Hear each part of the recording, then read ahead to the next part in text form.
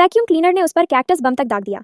हालांकि वह अपनी फुर्तीली चालों की वजह से बाल बाल बच गया, लेकिन जैसे ही वह पीछा करने ही वाला था, सामने वाले ने अचानक कुंशी टक्कर तकनीक से एक पत्थर उस पर गिरा दिया। यह देखकर कि मशीन पूरी तरह टूट गई है, बूढ़ा भेड़िया कुछ कह भी नहीं पाया था कि तभी एक छोटा पत्थर गिरा और वैक्यूम क्लीनर की सक्शन मोड अपने आप चालू हो गई। जब तक भेड़िया कुछ समझ पाता और भागने की कोशिश करता, तब तक बहुत देर हो चुकी थी। और सबसे ज्यादा गुस्सा तो उसे इस बात पर आया कि बीबी पक्षी मरते समय उसके पास आया और उसे ताना मारकर गया।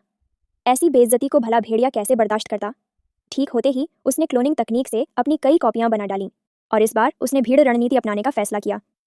योजना को परिपूर्ण बनाने के लिए उसने अपने क्लोन भाइयों को हर मोड़ और रास्ते पर घात लगाकर छिपा दिया और साथ ही कई जाल भी बिछा दिए।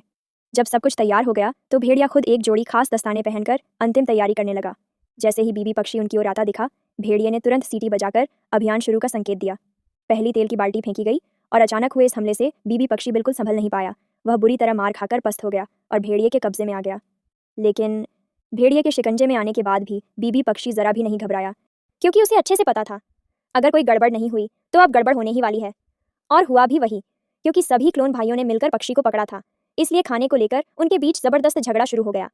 कोई समझौता नहीं हुआ और सभी भाइयों ने आपस में ही मारपीट शुरू कर दी। इस बीच बीबी पक्षी मौका देखकर चुपचाप भाग निकला।